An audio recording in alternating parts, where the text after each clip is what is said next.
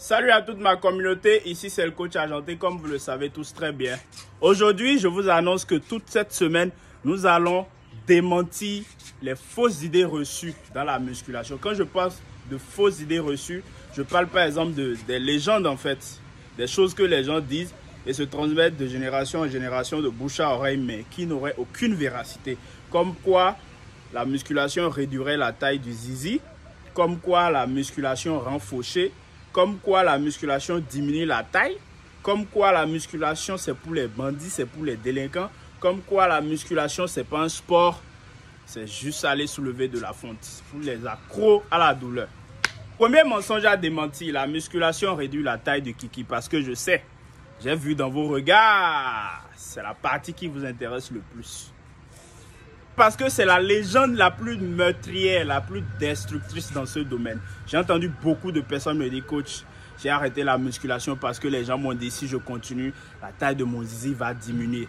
Bon, je vais prendre deux cas pour vous expliquer ça de façon très simple. Ça peut aller? Voilà. Prenons le cas de quelqu'un qui ferait 50 kilos, qui soit ectomorphe. Et on lui fait une photographie de lui en entier, tout nu, de la tête aux pieds, avec la symétrie de son zizi, on voit tout. On fait la photo, on va appeler cet échantillon échantillon 1. Ensuite, on fait une seconde photo de lui, quelques mois ou quelques années plus tard, quand il aurait pris 50 kilos de plus. De base, cette personne faisait 50 kilos et il était ectomorphe. Il se met à la muscu, il soulève de la fonte, il fait une prise de masse dingue et en 3 années, il prend 50 kilos. C'est juste une estimation. Disons qu'il est à 100 kilos maintenant. On fait une photographie de lui avec ses 100 kilos. Qu'est-ce qui va se passer? Quand on va comparer la première photo et la seconde photo, on va remarquer quoi? Il y aura une impression de zizi qui diminue en taille. Pourquoi? Parce que la masse corporelle, elle a augmenté. Vous voyez un peu? Mais le zizi, lui, il est resté intact. Quand tu faisais des exercices pour biceps, pour triceps, pour dorsaux, pour trapèze, pour n'importe quel autre muscle, tu ne faisais pas d'exercice pour lui. Il n'y a pas d'exercice pour lui. Donc, naturellement, il est resté intact.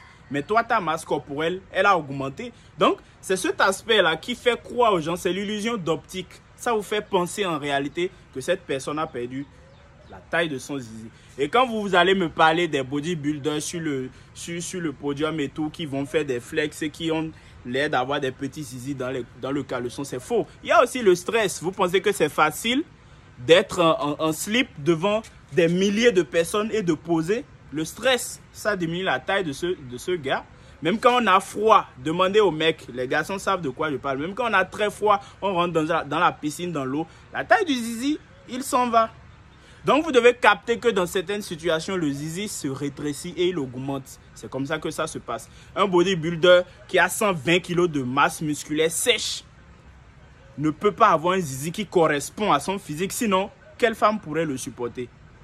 Oui, quelle femme pourrait le supporter? Soyons réalistes. Un bodybuilder de 120 kg qui a un zizi par exemple de 50 cm et qui a un diamètre de 20 cm.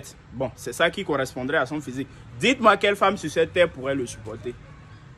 Il n'y en a pas. Et en plus, le zizi, ce n'est pas fait pour tuer, pour défoncer ou bien pour tourner des films pour adultes. C'est fait pour procréer, pour faire des enfants. C'est tout ce que j'ai à vous dire. Et moi, j'en suis la preuve vivante. J'ai commencé la musculation, je ne faisais que 58 kilos. Aujourd'hui, je suis à 70 kilos. Je ne peux pas dire que sexuellement, je ne satisfais pas les femmes. Et aucune femme ne peut venir témoigner dans cette vidéo pour dire que le coach Argenté ne m'a jamais satisfait. Il n'y en a pas. La belle preuve, elles en redemandent toujours. Voilà, parce que la musculation, ça augmente la libido, la testo. Ça rend plus endurant, plus performant sexuellement. Voilà, donc c'est pour ça que les vrais hommes sont musclés. Allez à la salle, entraînez-vous. Et laissez les mensonges, les gars. À la prochaine, on va détruire encore un autre mensonge. C'est léger.